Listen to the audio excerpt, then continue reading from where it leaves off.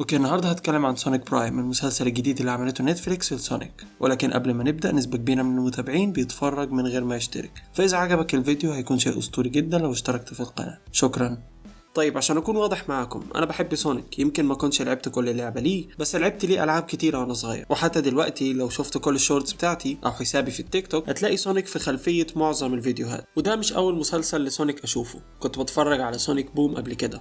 وبصراحه انا بحب سونيك بوم. انا عارف انه احيانا بيكون نكته سخيفه ومش احسن حاجه اتعملت، ولكن المسلسل كان بيعجبني. واكتر شخصيات بحبهم فيه هم ناكلز وستيكس، واكيد طبعا دكتور ايجمان. كنت بحبهم بس لانهم كانوا بيضحكوني. المهم انه لما نزل الاعلان الاول لسونيك برايم توقعت ان المسلسل الجديد هيكون زي بوم، مغامرات عشوائيه مع شويه اكشن خفيف هنا وهناك. لكن سونيك برايم كان مفاجاه غريبه، لان المسلسل طلع مسلسل بقصه واحده متصله، وانا بصراحه ما كنتش متوقع ده. بس المسلسل عجبني وشفت الجزء الاول والتاني في قعده واحده، وده بقى نادر ما بيحصل في الفتره الاخيره. المهم سونيك برايم كان حلو، عجبتني في القصه وفكرتها. القصه في سونيك برايم هي قصه ابعاد متعدده او مالتي فيرسز، واللي هي مبنيه على اساس ان الشخصيه بتسافر بطريقه معينه لبعد موازي، وبيكون البعد مختلف في حاجات كتير. وغالبا ما بتكون نفس الشخصيات اللي البطل يعرفها موجودة، ولكن بطريقة تفكيره وبشخصية مختلفة، واللي بيخليك فاكر انك عارف الشخصية ولكن في الحقيقة انت ما تعرفهاش. سونيك برايم بياخد الفكرة دي، وبدل ما يخليها بعد واحد خلاهم 3، وكل بعد منهم ليه الفكرة بتاعته. زي بعد غرقان مية، وبعد فيه ايجمان فاز وبيحكم العالم، وبعد فيه الشجر مغطي جرين هيلز بالكامل. كل واحد منهم ليه قصة، وكلهم سونيك بيخشهم ويطلع منهم بشكل عشوائي في المسلسل. طبعا دي كانت مشكلة في البداية وانا بتفرج، وهتكلم عنها بعدين. ولكن دلوقتي خلينا نركز على الشخصيات في سونيك برايم كانت فعلا هي اساس المسلسل،